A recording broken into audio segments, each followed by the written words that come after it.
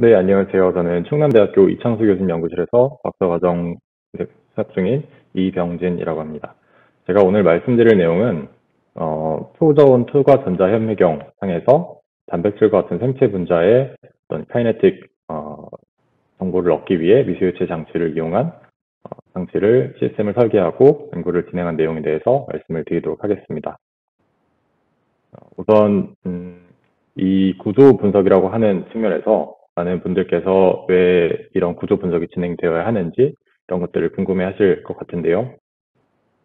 기본적으로 저희가 관심 있어 하는 것들은 생체 분자, 그러니까 단백질 이런 것들이 되겠는데 이런 것들은 이제 체내에서 각자의 단백질이나 효소들이 각자의 역할을 수행을 하고 이런 것들이 다양한 형태로 구성이 되어 있습니다. 그래서 많은 단백질과 같은 효소, 생체 분자들이 체내에서 서로 상호작용을 통해서 체내 항상성이나 이런 것들을 유지하는 그런 과정들이 진행이 된다고 보시면 되겠습니다. 그래서 이런 각각의 기능을 하는 그런 프로틴들은 그 자체로서 어떤 기질 특이성, 어떤 특정 단백질, 특정 기질과만 반응을 할 수 있는 그런 특정 기능을 갖고 있는데요.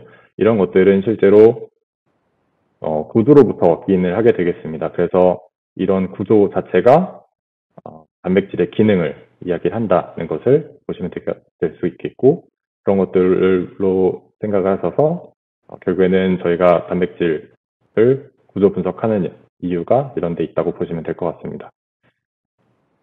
그래서 실질적으로 보다 좀 구체적인 예로 말씀을 드리면 작년 말부터 올해 초에 이제 발생을 했었고 현재까지도 이제 많은 사람들을 이제 고통스럽게 하고 있는 이 코로나 사태와 관련해서 이 코로나가 처음 발병을 하였을 때 전세적으로 아웃브레이크가 일어났을 때 많은 연구 과학자들이 이 단백질, 그러니까 이 바이러스의 구조를 알고 싶어 했었습니다. 이 바이러스가 기본적으로는 호흡기, 중증호흡기 바이러스가 되겠는데 이것이 지난 2002년에서 2003년에서 사이에 유행을 했었던 사스 바이러스와 상당 부분 비슷한 특성이 있고 또 실제로는 다른 부분이 많이 있었다고 보고가 되었습니다. 그래서 실제로는 이 단백질, 이 스파이크 단백질이라고 하는 바이러스 표면에 붙어 있는 이 단백질이 되겠는데요. 이 단백질이 실제로 지난 사스 바이러스와 같다면 얼마나 같은지, 다르다면 얼마나 다른지 이런 것들이 굉장히 주된 관심사가 되었었습니다. 그래서 기본적으로는 이러한 표면에 붙어 있는 스파이크 단백질 자체가 체내로 들어오는 중요한 경로 중에 하나가 되기 때문에 이런 것들을 가능한 한 억제시키고 감염을 예방하기 위한 약물 이런 것들을 설계하기 위한 단초를 많이 제공을 했었습니다. 그래서 2월 말 3월 초 정도에 이 구조가 완전히 풀리게 되었었고 이 구조를 바탕으로 많은 이제 안티바디나 이런 것들을 많이 스크리닝을 하고 전 세계적인 연구에 시작이 되었었습니다. 또한 이와 별개로 기본적으로는 지금 전 세계적으로 이 제약 시장 자체가 굉장히 성장을 할 것으로 보이는 상황인데요. 기본적으로는 이런 제너릭 약물과 같은 기본적인 전통적인 약물 자체를 카피하는 것뿐만 아니라 현재까지 개발되었던 이 약물 자체들은 정확하게 이 기능 자체를 설계하고 만든 것들은 아닙니다. 기본적으로는 전통적인 효법에서 추출한 기본적으로는 전통적인 약물로서 사용되던 인간요법 등에서 사용되던 특정 양리작용을 하는 물질들을 수출해서 만든 것들이 이제 대부분이었었고 최근 들어서의 이 제약 산업에서의 이제 트렌드는 이렇게 구조 기반으로 약을 제작하고 디자인을 하는 그런 과정이 되겠는데 이런 약물을 개발하는 데 있어서의 가장 큰 장점은 부작용이 덜하다는 것이 되겠습니다. 그래서 우리가 타겟으로 하는 그런 단백질에 선택적으로 구조가 결합할 수 있도록 하는 그런 이제 시스템을 적용하게 된다면 그쪽으로는 더 나은 이제 약물들을 개발할 수 있는 단초가 되는 것이 되겠습니다. 그래서 지금 보시면 이 차트상에서 이런 제약 산업에서 시장의 지금 성장 자체가 2024년까지 약 7% 정도로 매년 성장을 한다는 것으로 예측을 하고 있고, 이런 것들은 이 성장된 매출 자체가 또 새로운 약물 개발 이런 과정들에 또 예산으로서 투입이 될 수 있다는 것들을 이야기하는 것이 되겠습니다. 또 그에 대한 이제 다른 단초로서 지금 크라이오 EM과 관련되어서 결국엔 구조 분석과 관련되어서 상위 NCS에 게재되고 있는 그런 논문들이 굉장히 급증하고 있다는 것들을 말씀을 드릴 수가 있겠습니다. 다른 아까 말씀드렸던 중에 하나의 예시로서 전적으로는 지금 이 폐암 또는 췌장암과 같은 질병 암에 가장 많이 활용되는 약물로서 하나가 옐로티닙이라고 하는 물질이 되겠습니다. 이 약물이 되겠는데 이 약물은 이렇게 지금 이 셀 표면에 있는 헐1이라고 하는 EGFR 리셉터가 되겠는데 이 리셉터에 스페시픽하게 바인딩을 할 수 있는 약물이 되겠습니다. 그래서 이 약물이 실제로 바인딩을 해서 이런 리셉터의 작용을 억제를 하거나 이러한 기능 등을 통해서 약물로서 활용이 되는 물질들이 되겠습니다. 이런 기능들이 실제로는 결국에는 타겟으로 하는 단백질과 그 타겟에 정확하게 맞는 그런 유기물들이 결합을 하는 것을 확인을 함으로써 이런 구조 자체가 기능을 할 수 있도록 사용된 예라고 보실 수가 있겠습니다. 또 지금 이 크라이오 EM 자체는 뒤에서도 말씀을 드리겠지만 전통적인 방법과 다르게 이 구조를 해석하는 방법인데요. 일단 이 현재까지 많이 빅파마라고 하는 그러니까 로슈, GSK, 노바티스, 파이자 같은 빅파마에서 현재까지 많은 연구 개발을 위해서 크라이오 EM을 활용을 하고 있습니다. 그래서 이런 구조 분석 자체를 위해서 구조 분석을 통해서 약물을 이제 개발을 하는 것이 되겠고, 기본적으로는 뭐 소듐 채널과 같은 이 소듐 채널의 활성도를 이제 조절하기 위한 약물들을 개발을 하는 것, 그리고 폴리오마 바이러스라고 하는 이런 바이러스에 스페시픽하게 바인딩을 할 수 있는 안티바디, 그리고 블랙피버에 사용될 수 있는 약물 설계 이런 것들을 개발을 하고 있습니다. 그래서 기본적으로 많은 것들이 있지만 안티바디를 지금 스크리닝하기 위한 이 노바티스의 역할 같은 것에서는 지금 크리스탈로그래피에서는 이런 것들을 수행할 수가 없었기 때문에 실적으로 크라이오 EM 방식으로 수행을 하고 있는 내용을 이제 이야기를 드리면 될 것 같습니다. 그래서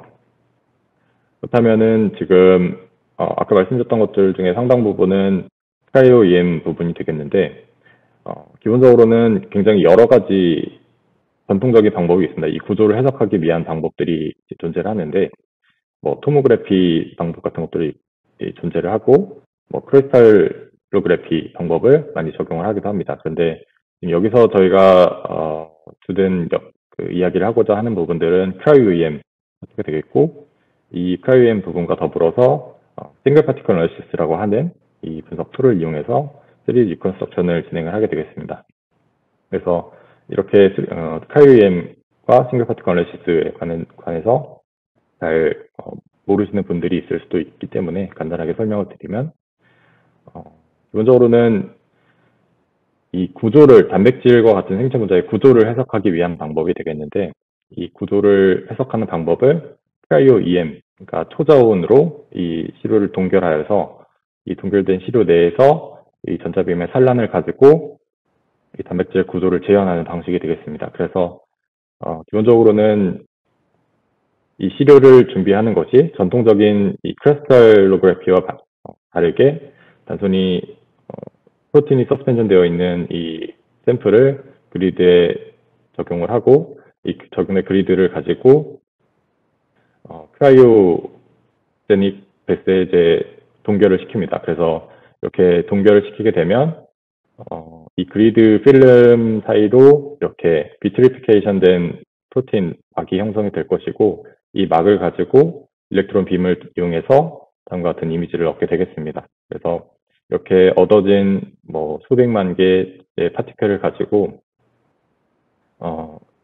번산 처리를 진행을 하게 되면 다음과 같이 이 각각의 배양, 프로틴이 지금 그리드 위에 상에서 굉장히 랜덤한 오리엔테이션을 가지고 각각의 배양을 가지고 취해져 있는데 이 상태에서 각각의 프로틴들을 에버리지를 하게 되면 다음과 같은 배양에 따른 그 프로틴의 모습을 얻을 수가 있게 되겠습니다. 그래서 이것들을 다시 3차원으로 클래스를 나누게 되면 또 각각의 배양에 따른 3차원 이미지를 얻을 수가 있게 되겠고 이것들을 통해서 최종적으로는 3차원의 구성 3차원 구성을 수행할 수 있는 것이 되겠습니다. 그래서 이런 것들은 실제적으로는 다음과 같은 원리에 바탕을 하고 있고요. 이것들은 이제 프레트랜스폼이라고 하는 널리 알려진 개념이 되겠습니다. 그래서 간단하게 설명드리면 이거는 어떤 랜덤해 보이는 그런 그 구성물을 유닛 단위로 분리하기 위한 작업이라고 보시면 되겠는데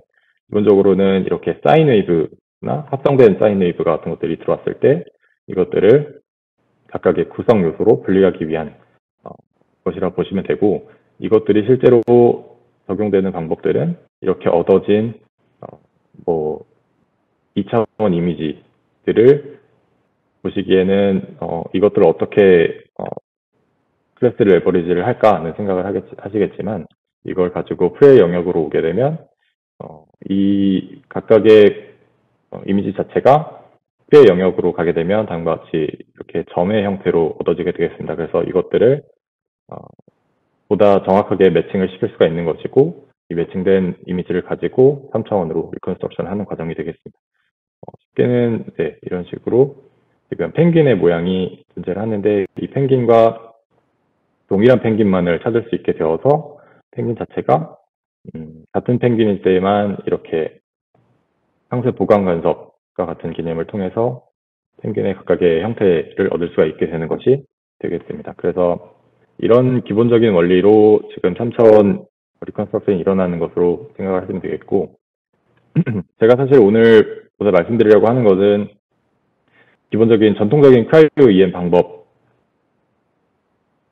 진일보하여서 타임 리졸브드 샘플링이라고 하는 개념을 소개를 드리려고 합니다.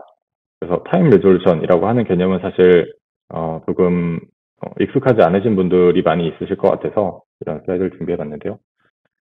기본적으로는 우리가 빠르게 달려가는 트럭을 사진을 촬영을 했을 때 뭐 낮은 조도나 혹은 뭐 좋지 않은 카메라를 이용한다면 굉장히 빠르게 달려가기 때문에 다음과 같은 트럭의 이미지를 선명하게 얻을 수가 없습니다. 그래서 이 각각의 이미지는 굉장히 블러하게 얻어지는 것이 되겠는데 우리가 좋은 카메라, 좋은 환경에서 이미징을 하게 된다면 아무리 빠르게 달려가는 카메라라고 하더라도 트럭이라고 하더라도 선명한 이미지를 각각의 선명한 이미지를 얻을 수가 있게 된다는 것들을 생각을 하시면 되겠고 이 개념은 이제 우리가 생각할 때 있어서 단백질, 기질 이들이 상호작용을 할 때 우리가 이런 타임 레졸루션이 없다면 이 기질과 단백질이 바인딩하기 전 그리고 바인딩을 하고 난 이후에 결과물만을 얻을 수가 있습니다. 하지만 우리가 타임 레졸루션을 가질 수가 있고 그리고 높은 타임 레졸루션을 가지고 수가 있다면 이 각각의 분자가 바인딩을 해서 구조가 변하는 과정들을 모니터링 할 수가 있고 이런 것들을 손쉽게 볼 수가 있다는 것들을 제 말씀을 드릴 수가 있겠습니다. 실제적으로는 이렇게 타임 레졸루션이 일어나는 과정 제가 왜 중요한지에 대해서 많은 분들이 또 궁금해하실 것 같은데 기본적으로는 이 단백질 자체가 기질과 바인딩이 되어 있을 때 열역학적으로 안정하기 때문에 이 바인딩되어 있는 자체의 상태로는 아무런 역할이 일어나지 않습니다. 하지만 각각의 상태로는 아무런 정보를 얻을 수가 없습니다. 하지만 이 단백질이 바인딩을 하게 되면 단백질과 기질이 바인딩을 하게 되면 열역학적으로 불안정성이 유도가 되기 때문에 이 불안정성으로 유도된 그런 컨포메이셔널 체인지가 발생을 하게 되고 이런 컨포메이셔널 체인지가 발생을 할 때에 있어서 비로소 그 엔자이매틱 액티비티나 이런 것들이 이제 발생을 하기 때문에 이런 것들 실제로 단백질의 기능 그리고 그런 기능이 어떻게 발생을 하는지에 관련돼서는 굉장히 중요한 영역이라고 생각을 하시면 될 것 같습니다. 그래서 저희는 이러한 P분의 능을 가지는 샘플링을 하기 위해서 다음과 같은 방법을 도입을 했습니다. 기본적인 원리 자체는 지금 샘플링을 하는 시간 자체가 반응이 끝나기 이전 시간보다 짧게 되면 우리가 원하는 인터미디에이트, 단백질의 중간체를 얻을 수가 있다는 것이 되겠습니다. 그래서 저는 이러한 목표를 수행하기 위해서 미세입체 장치를 도입을 하였습니다. 그래서 각각의 인렛으로 들어오는 기질과 단백질, 이 분자들이 재빠르게 섞일 수 있도록 하고, 이 섞인 바인딩을 한 이 기질 단백질 복합체가 이 반응이 끝나기 이전에 빠르게 급냉하여서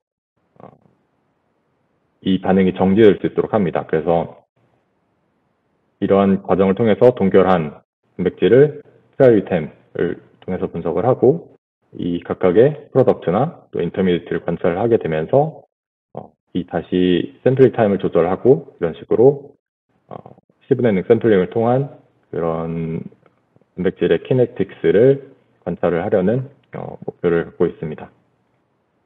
그래서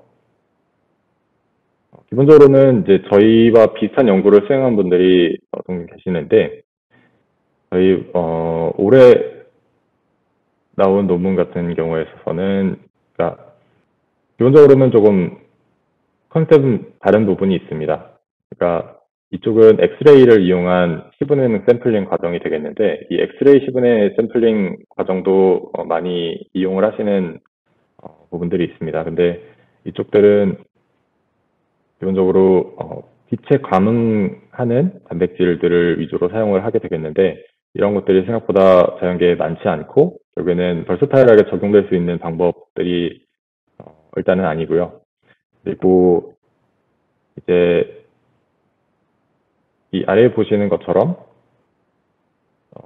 10분의 1 샘플링을 위해서 이렇게 단백질을 혼합을 해서 스프레이를 하는 비슷한 형태의 그런 디바이스도 최근에 이제 발표가 되었었는데, 이런 쪽은 결과적으로는 믹싱되는 정확한 믹싱의 유닛이 없고 실질적으로 이 키네틱스를 정확하게 알 수가 없습니다. 왜냐하면 믹싱 자체가 빠르게 일어나지 않기 때문에 단백질이 바인딩을 언제 어느 시점에 했는지, 그래서 그런 것들을 알 수가 없는 부분이기 때문에 효율적으로 하기가 어려운 상태고요. 또한 이제 요아킴 프랭크 그룹에서 저희가 이 연구를 많이 참고를 했는데, 실질적으로 이 연구는 이제 저희와 비슷하게 샘플 빠르게 믹싱하여서 스프레잉하는 과정이 되겠습니다. 그런데 이 부분에서는 기본적으로 이 디바이스 자체가 튠업을 한 레졸루션을 갖고 있지 않습니다. 지금 이 디바이스는 10분의 0이 결과적으로는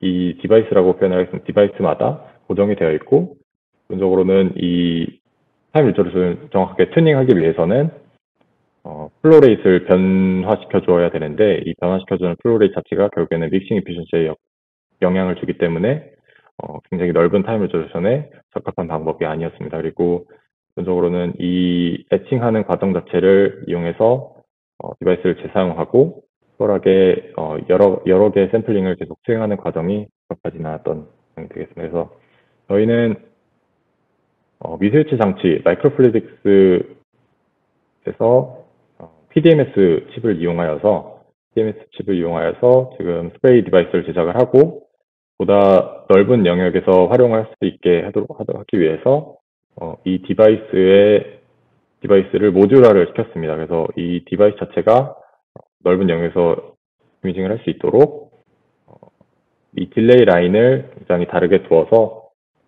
모듈화를 하였고, 이 앞에 보이시는 스프레이 노즐에 쉽게 마운팅을 할 수 있도록 만들어서 원하는 타임 레졸루션에서 쉽게 샘플을 제작할 수 있도록 하였습니다. 그래서 이런 식으로 시작한 마이크로플루이딕 타임 시스템 자체가 전통적인 크라이오-EM 샘플링 방법과 비교를 했었을 때, 지금 이 전통적인 샘플링 방법, 크라이오-EM 샘플링 방법인 비트로봇을 가장 많이 사용을 하시는데요. 이 비트로봇 샘플링을 보시게 되면 이 전체적인 과정이 아무리 숙련자라고 하더라도 1, 2분 정도 이상이 이제 소요가 되겠습니다. 그래서 이러한 샘플링 과정 자체가 굉장히 빠르게 일어나야 하는 그런 타임 레졸루션 방법에는 적합하지가 않고, 이런 지금 여기서 블로팅 하는 과정 자체가 굉장히 많이 소요가 되기 때문에 이런 것들이 적합한 과정이 있습니다. 그래서 저희가 이제 저희 시스템에는 크게 이제 세 가지 파트가 크게는 두 가지 파트가 존재를 하고요. 이 두 가지 파트에서 아까 말씀드렸던 그 미세체 장치, 그리고 가스 노즐이 마운팅되어 있는 이 유닛, 그리고 이 듣겠고 하나는 이제 미케니컬 플런저 파트가 되겠습니다. 그래서 미세체 장치는 아까 말씀드렸던 것처럼 샘플을 믹싱하고 스프레이하는 과정을 진행하는 그런 유닛이 되겠고, 이 미케니컬 플런저 파트는 이 샘플을 그리드에 묻혀서 이 리퀴드 에탄에 동결시키기 위한 과정을 진행한다고 볼 수가 있겠습니다. 그리고 이 디바이스 내에는 아까 빠르게 믹싱을 유도하기 위해서 칩 내에 이제 3차원 형태의 채널을 제작을 하였습니다. 그래서 이 3차원 형태의 채널은 빠른 유량이 되어도 굉장히 이 세컨더리 플로우를 이용한 볼텍스를 유도를 하기 때문에 굉장히 빠르고 신속하게 이 서로 다른 유체를 혼합할 수가 있는 그런 장치가 되겠습니다. 그래서 저희가 아까 보여드렸던 좀 전에 미케니컬 플런저 파트를 이용해서 이 그리드가 실질적으로 어떻게 샘플링이 되는지를 간단하게 보여드리도록 하겠습니다.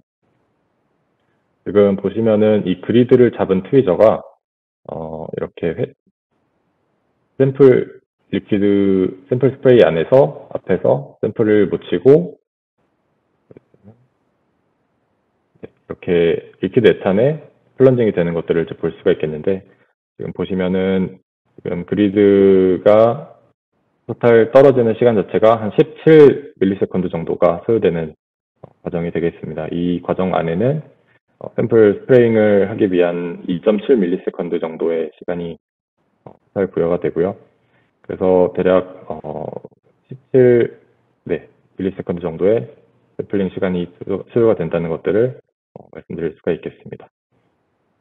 그래서 처음에 저희는 이런 디바이스 자체를 오프티마이제이션 하기 위해서 샘플이 어느 수준에서 잘 믹싱이 되는지를 확인했었습니다. 그래서 이 샘플 플로레이트에 따라서 저희가 원하는 구조를 가지고 이렇게 샘플을 믹싱을 했었을 때 어느 영역에서 잘 믹싱이 되는지를 확인했었고, 지금은 이 3D 정션 자체가 굉장히 많이 형성이 되어 있는데, 이런 것들을 최적화하기 위한 과정을 진행했었습니다. 이 과정 자체는 회사 드랍과 직결되는 부분이기 때문에 가능한 한 짧게 만들기 위해서 최적화를 진행한 부분이 되겠습니다.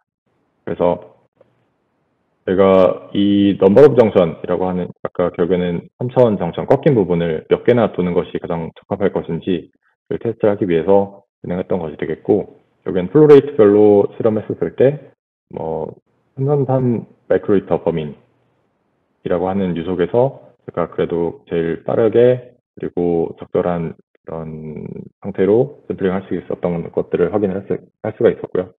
이때에 있어서 이제 대략 7개 정도의 정선을 두었을 때 대략 90% 이상의 믹싱 효율을 가지는 것들을 확인할 수가 있었습니다. 그리고 이때 이제 믹싱되는 시간 자체가 3.2에서 한 3.4 정도 되는데요. 이 시간 정도에서 믹싱을 잘 유도를 할 수가 있었던 것들을 이제 확인을 하였습니다. 그리고 나가서 스프레잉 자체도 저희가 중요하게 생각을 했던 부분인데, 이 스프레이 자체는 기본적으로 뒤에서 보여드리면, 기본적으로 스프레이 조건 자체가 굉장히 다르게 형성이 되는데요. 여기서 이 스프레이 자체가 보다 작고 보다 빠르게 이 스프레이 액적이 그리드에 착지를 해야 되기 때문에 이런 것들을 굉장히 중요하게 판단했었습니다. 이렇게 아래 보시면 결국에는 왼쪽에 보시는 낮은 스프레이 프레셔 같은 경우 있어서는 굉장히 큰 액적이 날아가서 착지를 하게 되는데, 보시면 아마 잘 아시겠지만 리퀴드 필름이 굉장히 얇고 균일하게 퍼져 있는 것이 이 스프레이 샘플링의 이제 중요한 부분이 되기 때문에 저희가 이런 식으로 게스 프레셔, 어플라이드 프레셔에 따라서 이 최적화를 진행을 한 부분이 되겠습니다. 그렇다고 또 너무 이 프레셔가 높게 되면 이 그리드 필름이 찢어지는 부분이 많이 발생을 하게 되는 것을 확인했었는데요. 그래서 저희는 최대한 이제 옵티마이제이션을 진행을 하여서 샘플링을 진행을 하였습니다.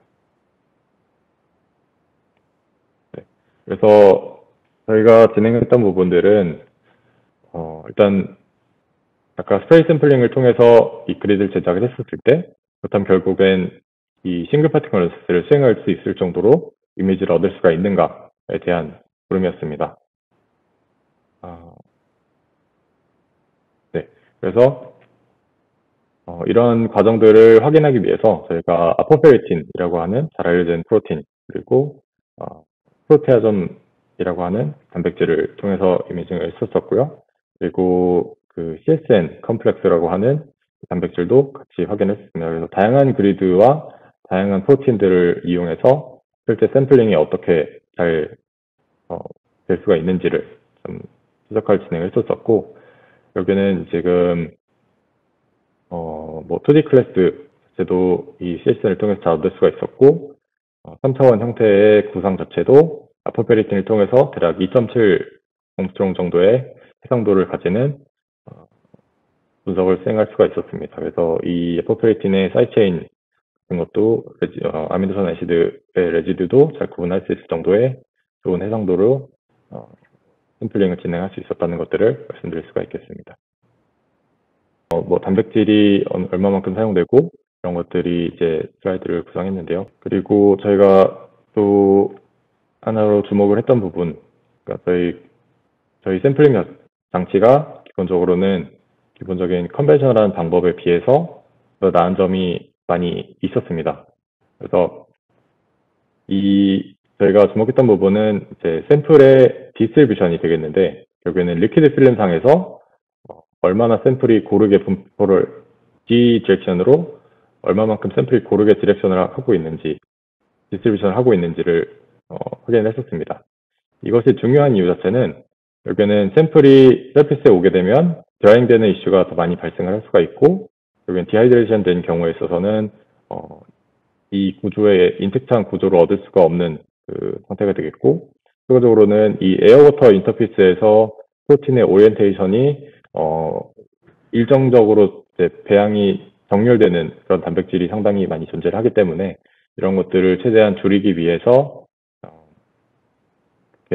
얼음 전면에 그러니까 얼음의 지축 방향에 고르게 분포되어 있는 샘플이 굉장히 좋은 샘플이라고 일반적으로 잘 알려져 있습니다. 그래서 저희 샘플을 봤었을 때 상당히 디스트리뷰션이 유니폼하게 형성이 되어 있다는 것들을 이 컨벤셔널한 방법에 비해서 확인을 할 수가 있었습니다.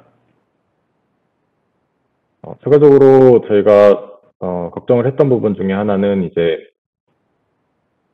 결국에는 샘플 자체가 타임 레졸루션을 갖고 샘플 제작을 해야 되는데, 결국에는 이 채널 내에서 유속 분포가 존재를 합니다. 그래서 유속 분포가 얼마나 존재를 하고, 결국에는 얼마나 많은 수준의 단백질들이 이 원하는 유속으로 이 칩을 빠져나오는지를 확인했었습니다. 그래서 대략적으로는 이 바이올린 그래프를 보시게 되면은 상당 부분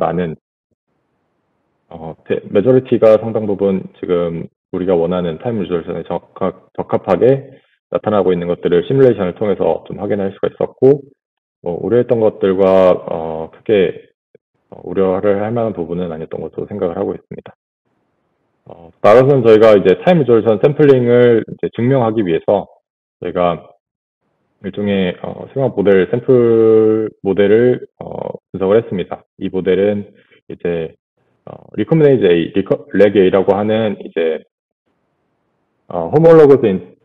호몰로그 리컴비네이션 과정에 이제 작용을 하는 렉 A 단백질이 싱글스트랜드 DNA 상에 그로스를 하는 과정을 저희가 모니터링을 했었습니다. 그래서 이 과정 자체는 이제 타임 디펜던트하게 이 모노머가 에디션 되는 과정이기 때문에 결국에는 이 필라멘트가 형성되는 이 폴리머리션 과정을 시간에 따라서 모니터링을 하려고 했었습니다. 그래서 이 과정 자체는 대략 초당 20개의 뉴클레오타이드 정도가 형성이 된다는 것이 알려져 있고, 이것들을 이제 실제로 이 크라이오 EM상에서 샘플링을 진행을 했었습니다. 그래서 저희가 60초 정도부터 한 1040초, 죄송합니다. 60ml초부터 1040ml초까지 샘플링 아까 진행을 했었을 때 지금 이미지 자체가 스템 이미지여서 이렇게 뚜렷하게 보이진 않습니다만 리니어하게 증가하는 것들을 볼 수가 있고 이 증가하는 영상 자체가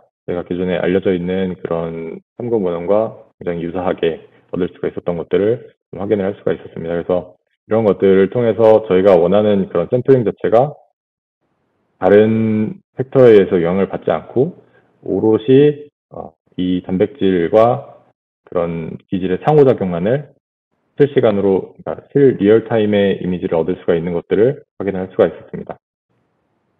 그래서 제 발표 내용은 여기까지가 되겠고, 간단하게 정리해서 말씀을 드리면, 제가 오늘 말씀드릴 내용은 이제 시분해능 샘플링을 하기 위해서 마이크로플래트 장치를 설계를 하고 여러 가지 튜닝을 한 내용이 되겠습니다. 그래서 이것들을 최적화하기 위해서 여러 가지 믹싱이나 스프레이 같은 조건들을 이제 확인을 했었었고, 이 믹싱, 잠깐만. 지금 타임 레졸루션 자체가 뭐 20에서 1500ms 정도의 굉장히 넓은 영역의 튠업을 한 타임 레졸루션을 갖고 있는 것을 확인할 수가 있었습니다. 그리고 여러 가지 프로테인들을 확인해서 스페리컬한 프로테인, 실린더컬한 프로테인, 그리고 일레귤러한 프로테인들을 통해서 각각의 프로테인 이미지를 얻을 수가 있었고, 그래서 2.7 옹스트롬, 2.77 옹스트롬 정도의 좋은 애토믹 레졸루션에 해당하는 이런 모델 프로테인을 통해서 분석을 할 수가 있었습니다. 그리고 나가서 타임 레졸루션을 통한 과정을 증명하기 위해서